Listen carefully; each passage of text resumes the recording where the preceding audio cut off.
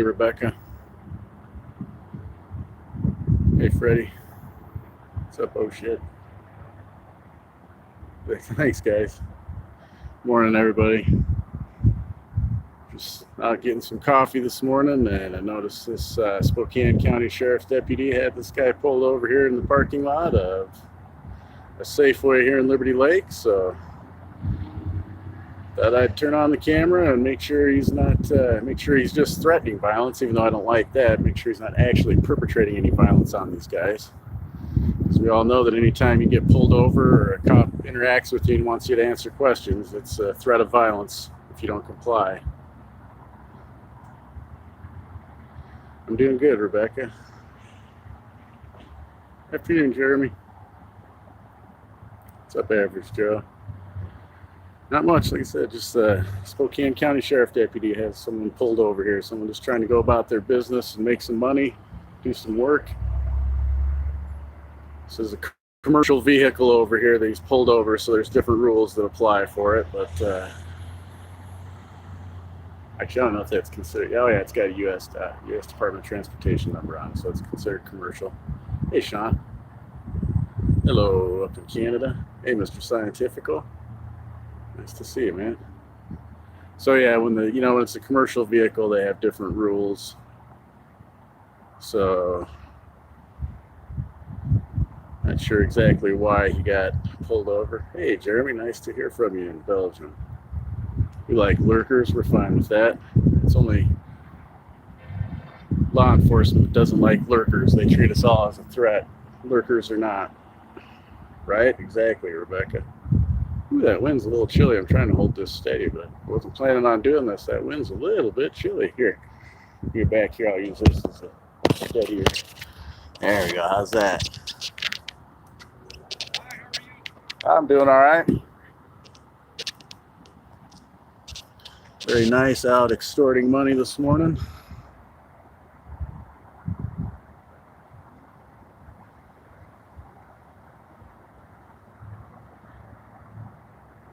That's better, Rebecca, not as shaky.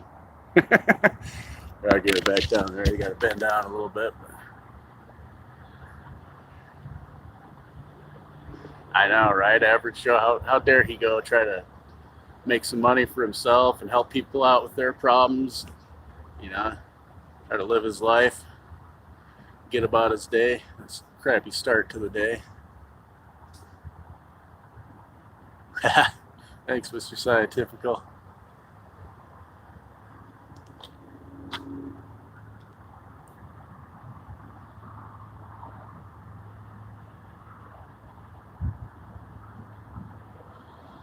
He's loaded to the teeth there. I always like how they say it's not a police state, a militarized police state yet.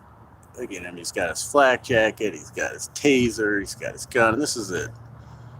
8:30 in the morning? 8:27 in the morning, he's all set up like that.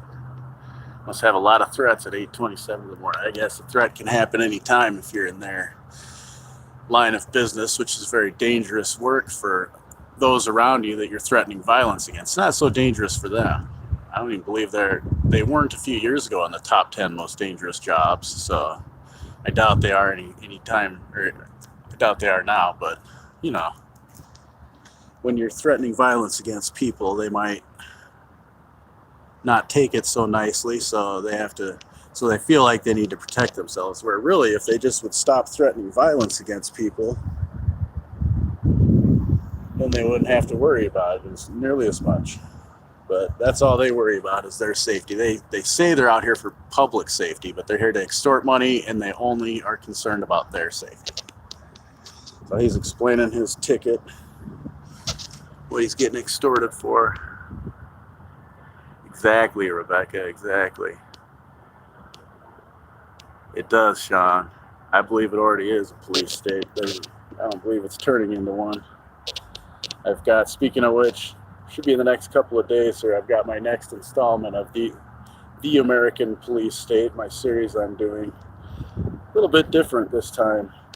Not necessarily specifically just about the police. It's about a little bit something different, so you guys should definitely check that out.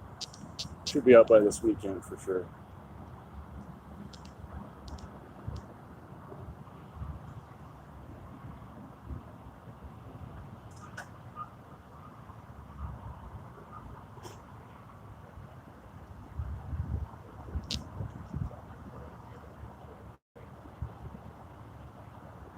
man, he didn't have a blinker or something like that. Well, I would have threatened violence against him for that.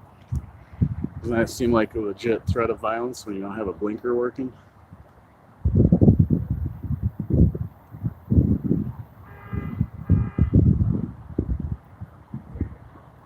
I'm gonna shake hands. I didn't use any violence against you, so I'll shake your hand. That's what he's telling him. Thanks for not being violent. Yeah, you too.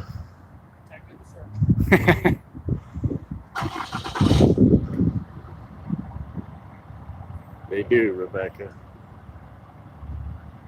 Exactly, Boosted. Exactly. It's not a dangerous job. And you know what? If you guys had quit threatening violence against everybody you interact with, or most people you interact with, very few do they not threaten violence. I mean, think about it. Anytime you're being detained, anytime you're in your vehicle and they pull you over, that's a threat of violence. So pretty much any time they ask you a question, if you don't comply, there's a possible threat of violence. So it's very few of their interactions are not a threat of violence towards who they're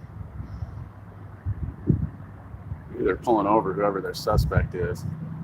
Hey, what's up? Time for changes.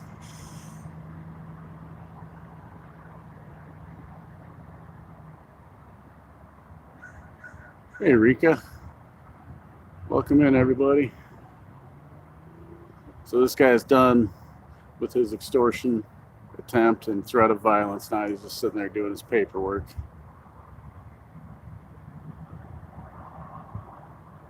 You know, they gotta notate all these. Anytime they do that, they have to make a notation. Oh, I pulled over this guy and I threatened him with violence, or her with violence. They complied though, so I didn't have to take them to a cage or torture them or beat them or anything like that. Put them in handcuffs. That's my worst. You know, I don't know what you guys think, but more and more I think about it, just them putting us in handcuffs. I look at that as a form of torture. You know, if they were just trying to restrain us and keep us from doing things, they could leave those handcuffs a lot looser than they do. But there's a reason they make them so tight. Right? Exactly. Tommy Stock. You know, they could just leave the handcuffs a little bit looser and our arms would still be stuck behind our back, but they want to torture us and inflict pain on us. So they tighten them up as much as they can so that it makes it, you know, it coerces us, intimidates us, makes us, you know, want to cooperate with them so that they'll take those handcuffs off.